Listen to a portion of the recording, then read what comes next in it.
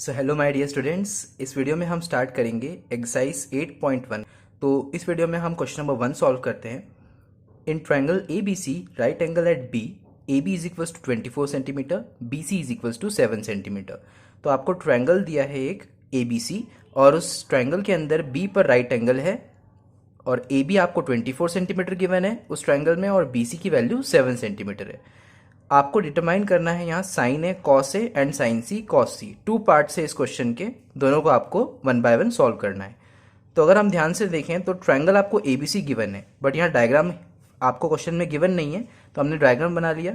Right angle हमने B पे लिया, बी को हमने राइट एंगल पे बताया, ए बी की वैल्यू 24 लिखी और बी सी की वैल्यू 7 लिखी। अब हम फाइंड करेंगे sine A and cos A. Sine A एक ट्रिग्नोमेट्रिक फंक्शन है फॉर एंगल ए, राइट ये मैंने आपको इंट्रोडक्शन बताया था। फिर हमने ट्रिग्नोमेट्रिक फंक्शन के लिए जो साइड्स का रेशियो होता है वो डिफरेंट डिफरेंट होता है डिफरेंट डिफरेंट फंक्शंस के लिए।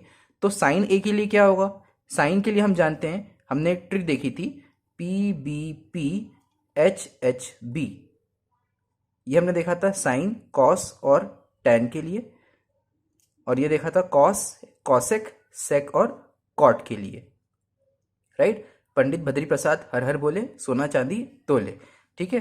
तो साइन होता है P अपॉन एच।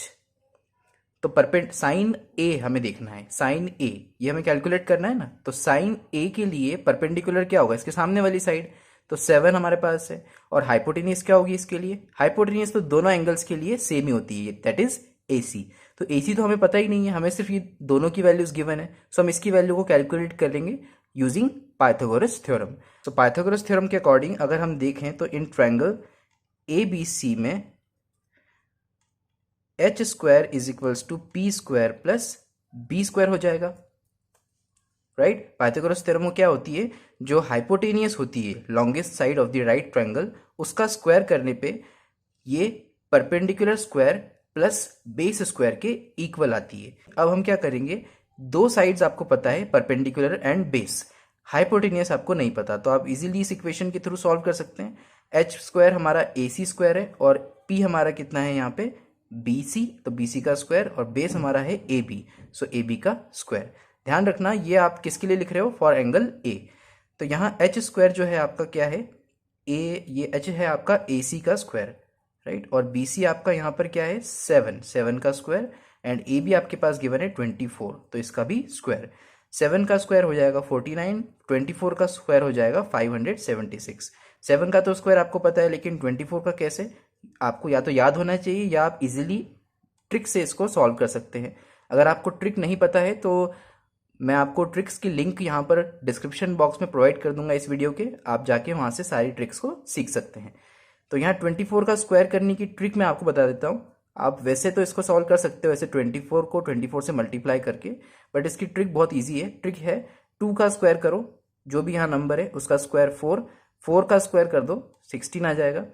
अब इन तीनों नंबर्स का मल्टीप्लाई कर दो, तो 2 4 ज़ा 8 एंड 8 2 ज़ा 16, और यहाँ एक गैप आपको छोड़ना है, एक डिजिट की प्लेस छोड़ना है और 16 यहाँ पे आ जाएगा। 2 4 ज़ा 8 8 2 ज़ा 16।